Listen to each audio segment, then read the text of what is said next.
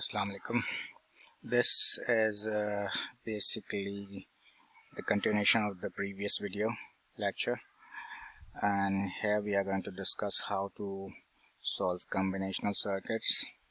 Okay, we have a circuit here with 3 resistors. It's a combinational circuit. As we can see, we have a voltage source of 24 volts with R1, R2 and R3, 3 resistors. R1 is of 12 ohms, R2 is of 5 ohms and R3 is of 8 ohms.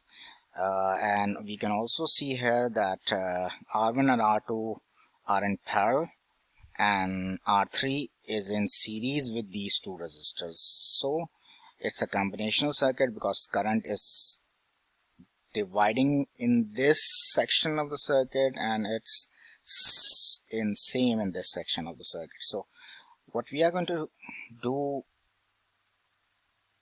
okay, so these are the 5 things we are going to do. I will discuss one by one. Here we have V total voltage. V is equals to 24 volts. What is the total voltage gain in the circuit? Simple, that is 24 volts. Second, what is the equivalent resistance of the circuit?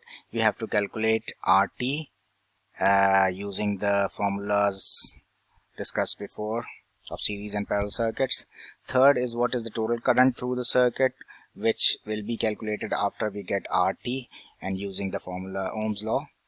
And 4, what is the voltage drop across each resistor, individual voltages across each resistor, and what is the current through each resistor, which is again the individual currents through these 3 resistors. Okay, next, first we are going to do VT, which is 24 volt, which can be observed here from here. It's 24 volts. Second is the equivalent resistor, which has been discussed before, but quickly I'm going to do. Okay, so 1 upon RA is equals to 1 upon R1 plus 1 upon R2.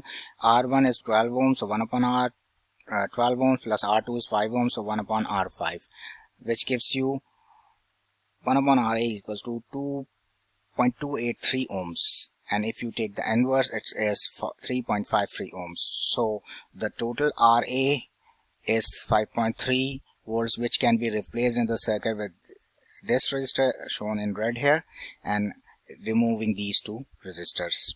Then the next step would be to this RA plus R3 because they are in series. So RT is equals to RA plus R3. RA is 3.53 as calculated here and plus 8 ohms, which is R3's value. So we have 11.53 ohms in RT. Next is the total current.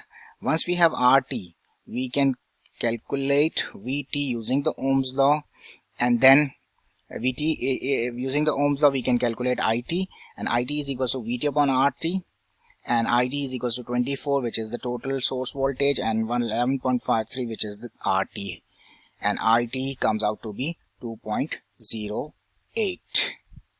okay, here we have RA, which was equal to R1 and R2, which are again in parallel, and we know that total voltage remains same in parallel circuit.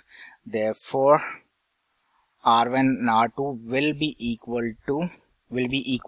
So to find out the individual voltages, what we are going to do is we are going to use V is equals to IR, which is Ohm's law, and V3 is equals to I3 into R3.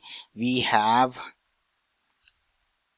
this R3 of 8 ohms and we don't know I3 yet. But okay, what is the total voltage drop across each resistor?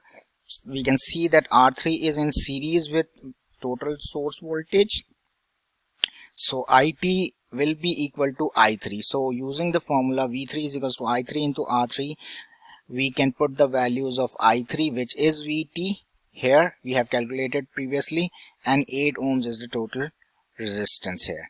Multiplying these two, we get 16.64 volts V3. So V3 is 16.64 volts, and again we know that total voltage is the sum of individual voltage. So what we can do is we can calculate VA, which is the combination of V1 and V2, and because R1 and R2 were in parallel, they are going to have the same voltage. So we can safely say that RA is equals to VT minus V3.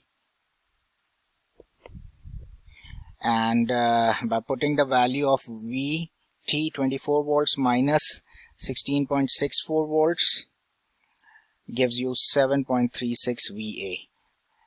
So once we have VA,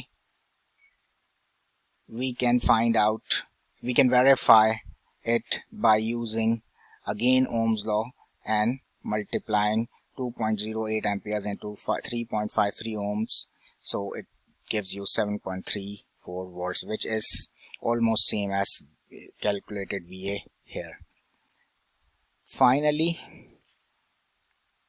we are going to calculate the individual currents. I3 is equals to IT because they are in series, so 2.08 amperes, and I1 is equals to V1 upon R1, and I2 is equals to V2 upon R2. V1 and V2 are same, 7.36. By dividing these two, we get, dividing 7.36 with 12, we get 6.61 amperes, and 7.36 divided by 5 ohms is 1.47 amperes, and if you add them together you are going to get 2.08. So this is the basic method of doing calculations in a combinational circuit.